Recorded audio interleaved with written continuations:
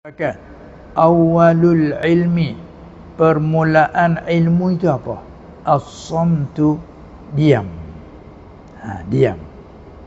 Mana? Tengok kalau lagi bertemu di tempat orang yang duduk mengajar, beri nasihat, kita diam. Kalau kita duduk bercakap pun bila ada orang mengajar, diam kita diam. Kan? Kan tidak, kan kita kadang-kadang sibuk.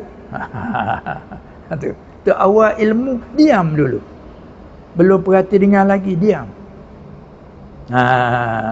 Sebab tu kalau kita duduk dalam majlis ilmu begini juga, kalau lah kata call masuk macam boleh kita stop dulu. Nak diam.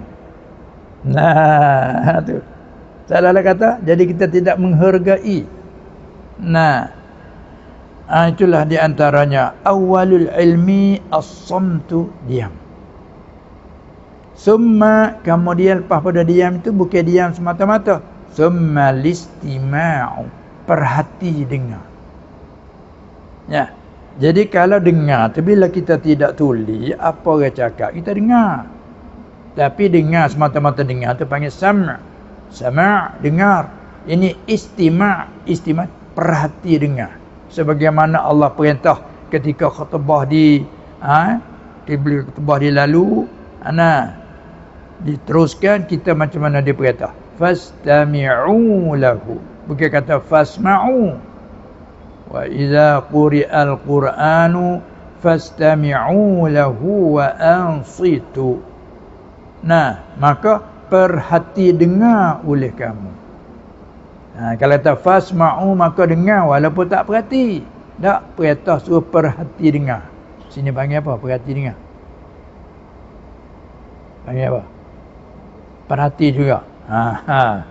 Dengar serta perhati. Gitu.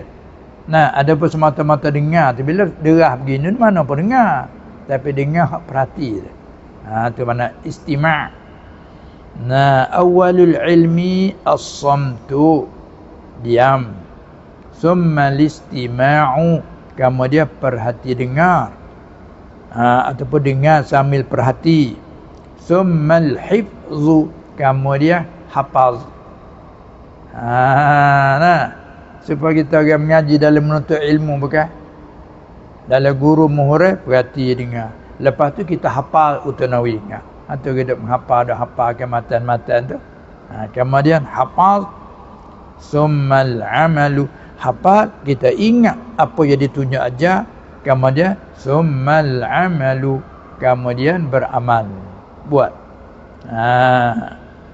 Kemudian kalau kita lebih pada itu lagi, summa nashruhu, kemudian menyebarkannya ilmu. Asal mana nashr mana hambur. Kalau kita ambil padi beras kita hambur ke ayam lah.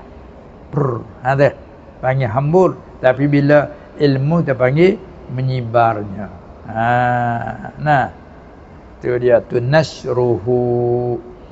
Kemudian menyebarnya, menghamburnya, menaburnya. Tengok benda lah. Itu panggil.